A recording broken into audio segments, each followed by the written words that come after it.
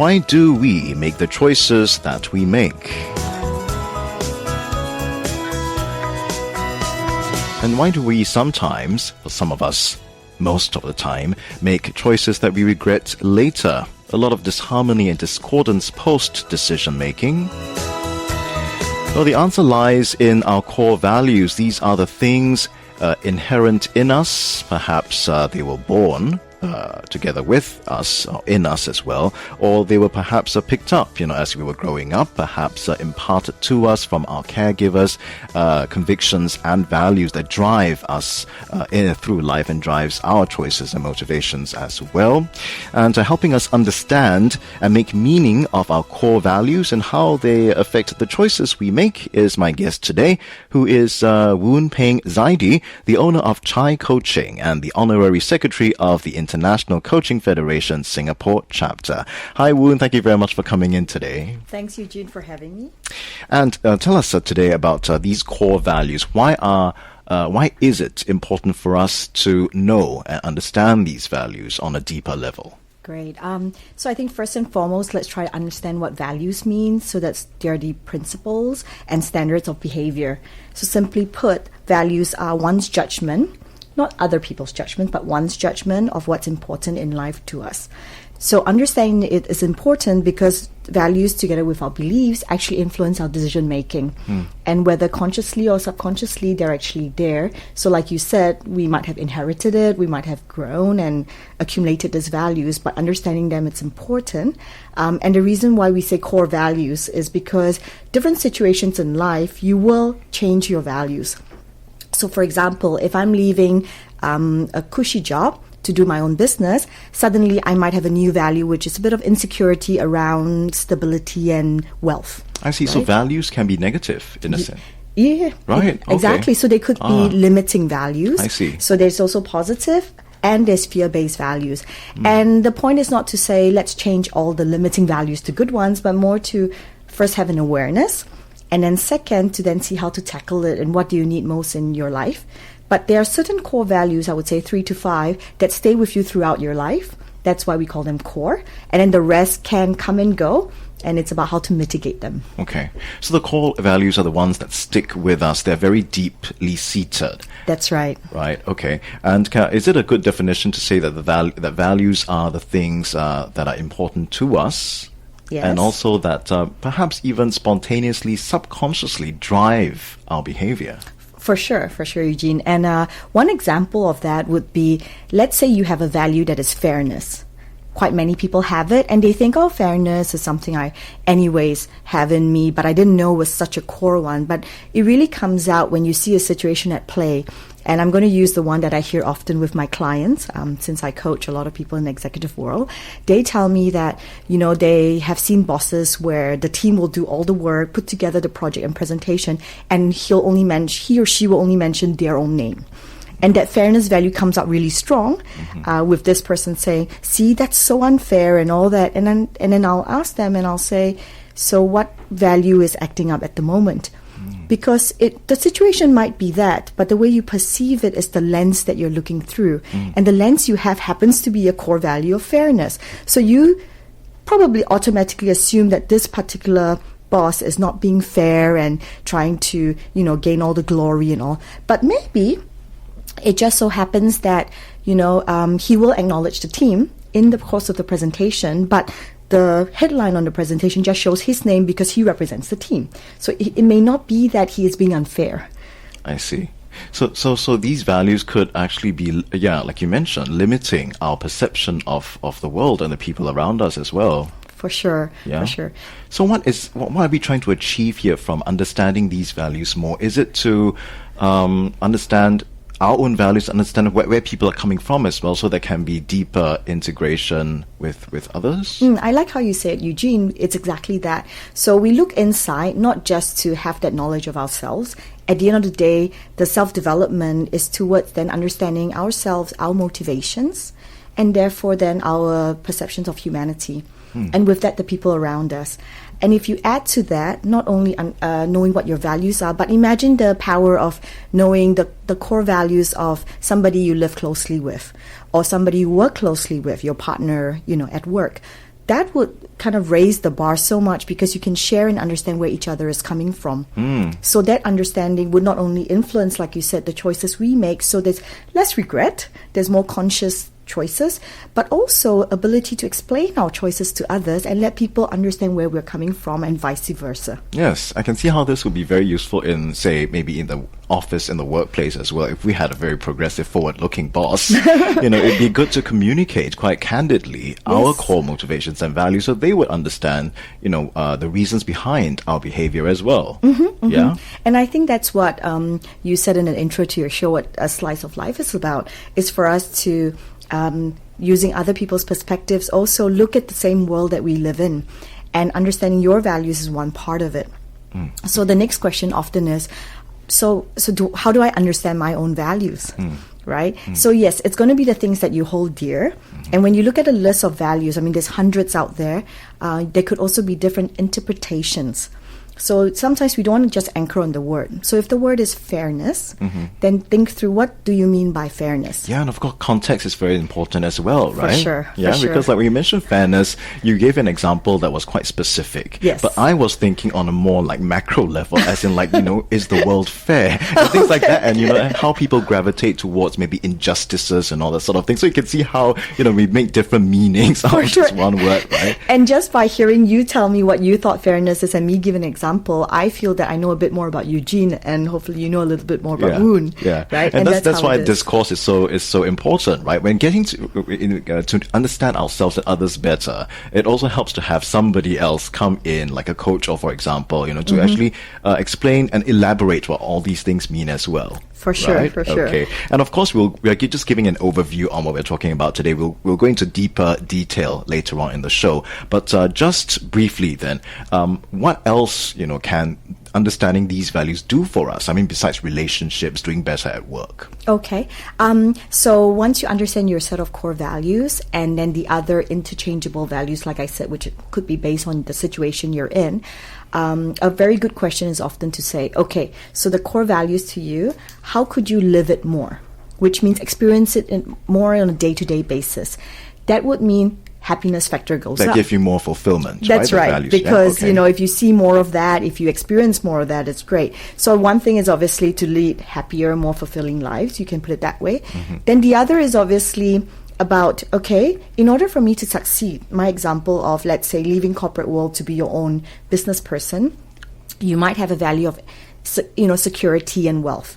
Then you say, okay, but in order for me to succeed, I mustn't use these limiting values to shape my decision making, because the chances are I'm going to say no to a lot of opportunities to expand the business. So let me think through what could be a value I could adopt. In this case, maybe I adopt courage or I adopt achievement, and therefore use that new value, practice the behaviors towards what I need to be. So adopting newer values could also then help you. So we refine ourselves as human beings. So like the gaps, right? Plug the gaps per se. Right. It gives us more clarity as well, right? Because in a world that can be quite unpredictable, there's so much stimulation and distractions as well from all over the place. Most people grapple with the very basic question of who am I, what am I doing here, what am I doing all this for? And when we have this focus, it helps us gain more mental peace as well.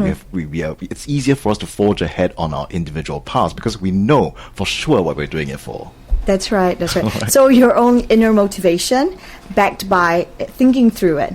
I think the third thing you asked, what are the benefits, would be especially in critical decision-making periods where the big ones, big ones, and it's time-based. It's you have to say yes or no now. During those times are when we get frazzled, and if we have a conscious understanding of our own values, we can still anchor on the values and make a split-second decision versus just go with the impulse.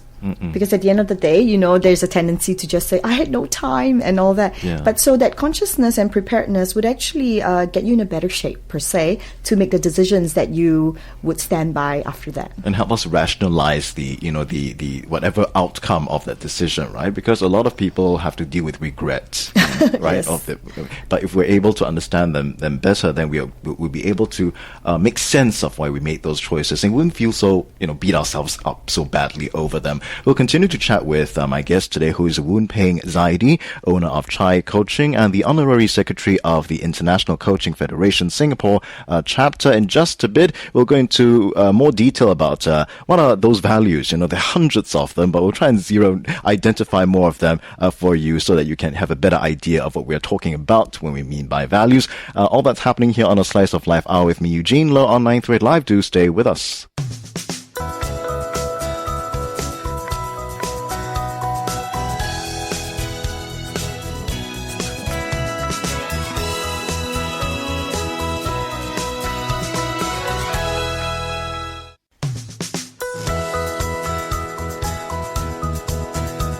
On A Slice of Life Hour today with me, Eugene Low, we're talking about our core values, how they drive us, and how they affect the choices that we make in life.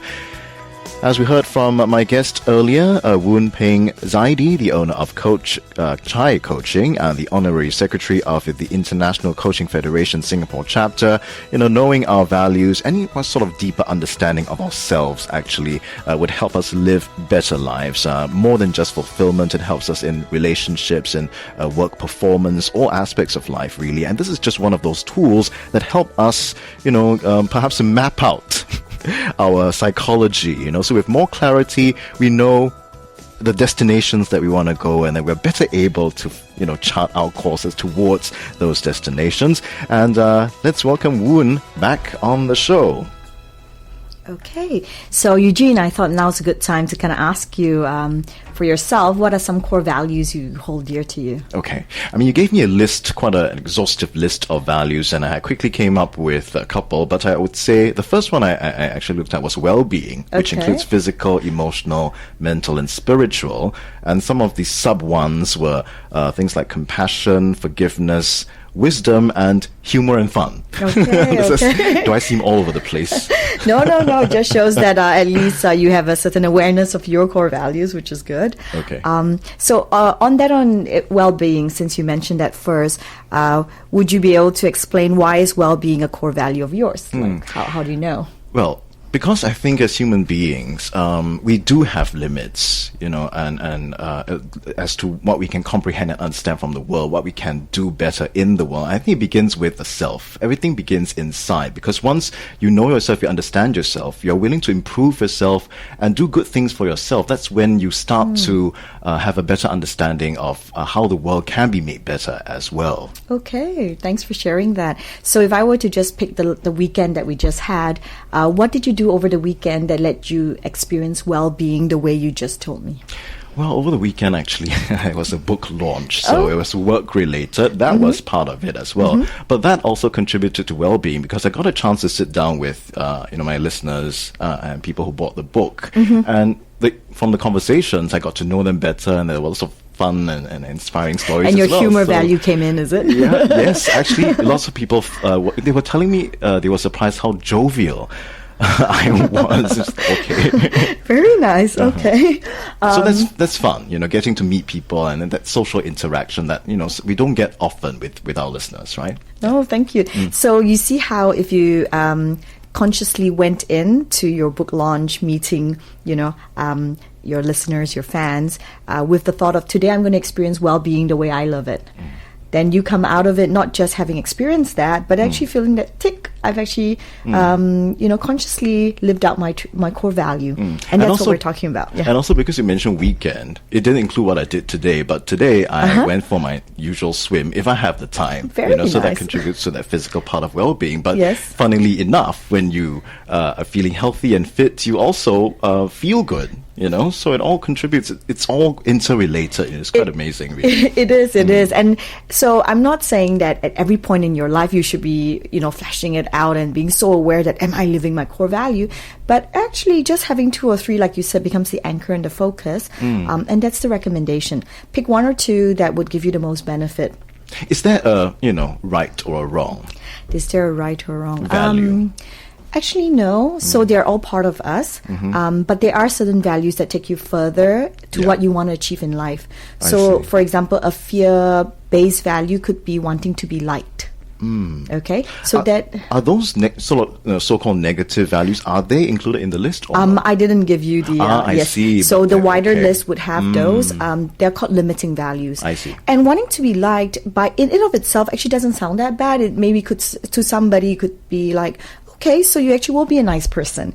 But it only then become disconnected if you have to go overboard to be liked. Okay. So you have to be not yourself, and you want to be liked by everybody. Those, I suppose, understanding those would be important as well. But I think for today's purposes, we probably only have time to focus on the good, and I think it's a good starting point as well. As with positive psychology, once you identify the good, the positive, and you work on those, naturally you'll be on your way to becoming a better person. It just comes naturally. We'll continue to chat with Woon in just about 15 minutes. We have to go for headline news, sports, and business. We'll continue to chat with Woon Peng Zaidi, owner of Chai Coaching. She's also the Honorary Secretary of the International Coaching Federation Singapore chapter in 15 minutes here on A Slice of Life Hour on 938 Live.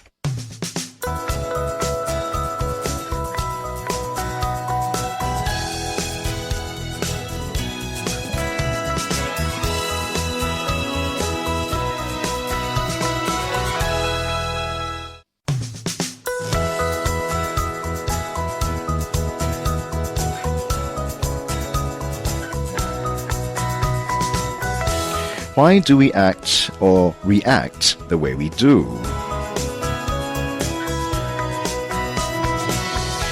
And why is it sometimes we feel that we're not being quite true to ourselves, and we're not quite sure why? Well, all that is deeply connected to our core values, which can help us shed understanding to why we behave in the ways that we do. And going against our values may also, create that effect that I mentioned earlier, making us feel as though we are not being true to ourselves. All this relates to personal fulfillment, and of course, but going beyond that as well, when we are fulfilled, we'll also naturally feel more inclined to help other people fulfill their lives as well. And helping us shed more light on this is Woon Peng Zaidi, owner of Chai Coaching and the Honorary Secretary of the International Coaching Federation Singapore chapter. Welcome back, Woon. And in this part of the show, let's start off by giving a summary, perhaps, for those who just joined us, about these core values. Can you give us some examples about what they are and why they're important to understand? Sure. So as we've been talking about, core values are the ones that you hold very dear to you, that you deem important in your life. And this could be different principles or standards of behavior. At the end of the day, the reason why it's important to understand our core values is because they deeply impact the way we make decisions.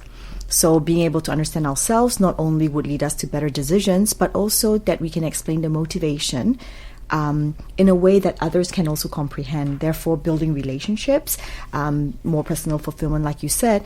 And in corporate and in work environments, then it would be things about teamwork and having that kind of, we often talk about when teams get together, each bring their own unique strengths, but it'll be quite pointless to not know what the strengths are. And that's where the values conversation comes in quite useful. It helps us make more decisions or more choices that help us fulfill our life goals more. For sure. And that you live the values like we were talking about. How do you live these values? Imagine if you started your day already being able to live out a few of your core values. May it be deeper relationships, may it be fairness or well-being, like you said, going for a swim in the morning, you already will feel ahead of the day. Yeah. Imagine how's that to start every day consciously aware that you've ticked off one of your values. Yeah, and that's why deeper understanding of yourself is so important, right? Because then you're able to proactively really take charge of your life and do the things and strategize it really, putting things in the right places. As simple as that, really, but it can be quite a complex process getting, to know our values, right? For sure. So how does one start? How do we know for sure if these are my core values? So, great question. So first and foremost is obviously having that awareness that, hey, I would like to know my core values is the first step, right? Yes. Then looking at a list of it. There's many hundreds out there. What I would do after this interview is obviously put up a blog post with some links, further reading resources, and even a free test that people can go on. Okay, so that'd be just great. go on to chaicoaching.com for that. And chai is spelled CHAI, just to let you know. Like as chai well. tea, yes, thanks Yes. for that. Yeah. So it is chaicoaching.com. But what you do besides taking a test would then actually be observing the people you hang around with. Because I can guarantee you, the ones dearest to you that you spend more time with probably have similar values, a few similar core values to you. Right, okay. So the company you keep is quite telling. It is.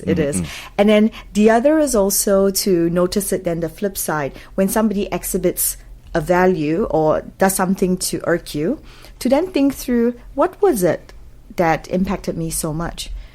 It must be something that's contrary to my core value. Therefore, that's also another way.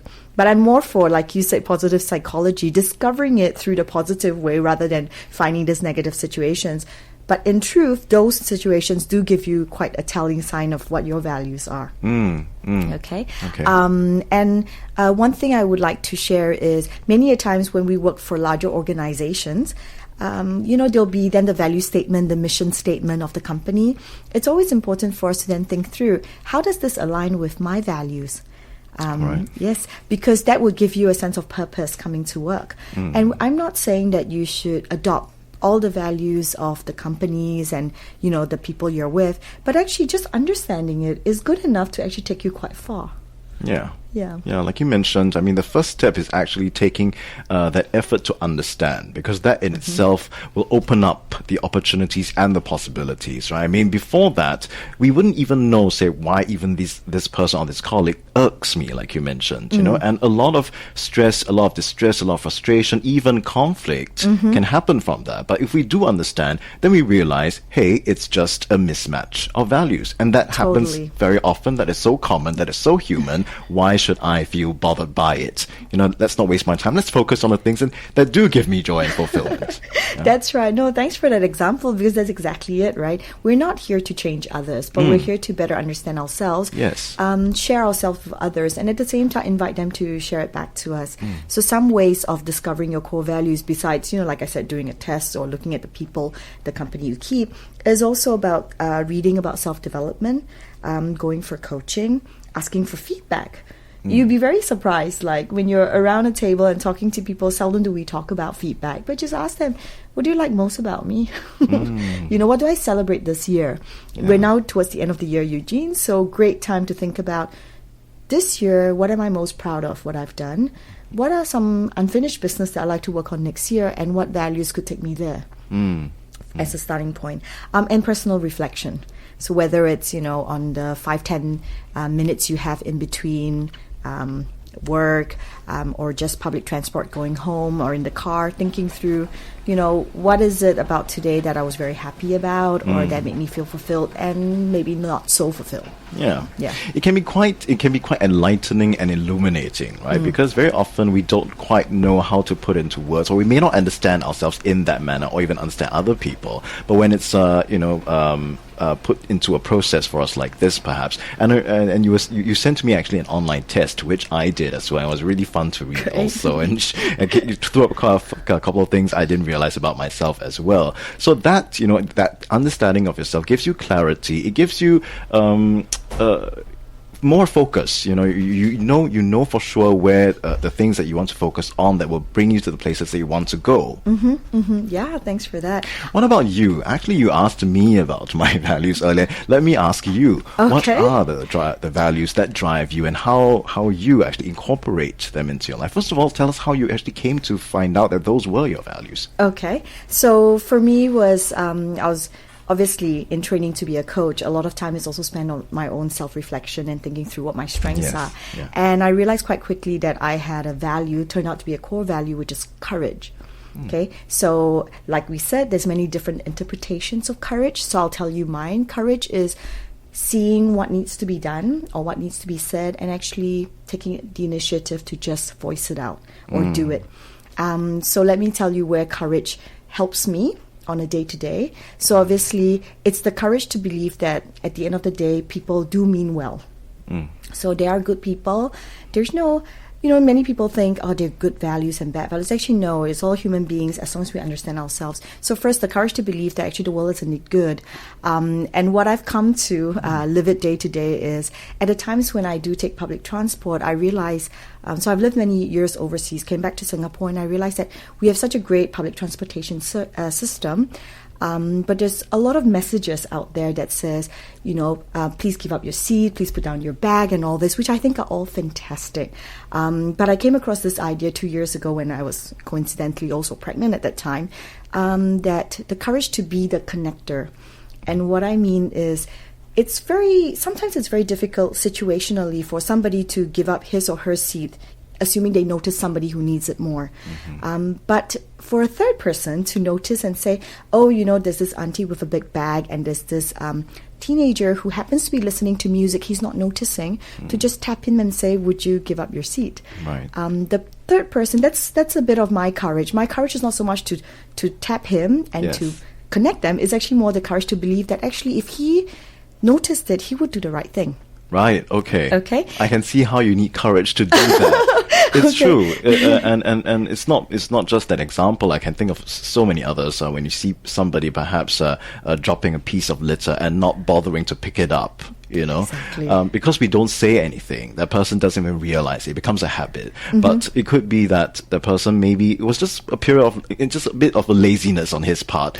Didn't really think about maybe if that contributed to the environment, was harming the environment, things that are making the place dirty, unhygienic. But sometimes we all need little reminders, right? And after that, it becomes part of us. It gets internalized. Agree. And if I came out with this thinking or shaded judgment that, this teenager's inconsiderate and this old auntie's probably going to be grouchy, so let me not mess with them, then it's already going too far away from my value. Because my value of courage is to believe that, actually people do mean well and they'll do the best they can. So I do write about this in my own blog post about how we could actually encourage more people to be the connector rather than assume that everybody has that high level of awareness to always do the right thing. Is rather connect them and give them a chance to actually be happy that they could do the right thing. It takes rather fine communication skills, though. Well, tapping and smiling and connecting. I'm sure you can do it, Eugene. Yes, okay. I suppose I will try then, it helps to have a smiley face like yours as well. Thank you. People say I look very serious. But anyway, I see your point. I think your courage also is a courage to actually see the world as a good place, right? I mean, that's my understanding of how I'm reading your courage as well. The courage to actually believe in the good, believe in what's possible, believe in the goodness of the human condition. For sure. And I've never been disappointed, actually, just on the part about me saying getting people to give up seats. True. You'll be surprised how many people will jump up and give up their seat if they had the opportunity or they were asked to. Sometimes they look a bit abashed and all, but generally speaking, they're quite happy. Yeah, and that's how we create, we really create people, or let's say we create bad behavior by plain either ignorance, nonchalance, or just by believing they are bad.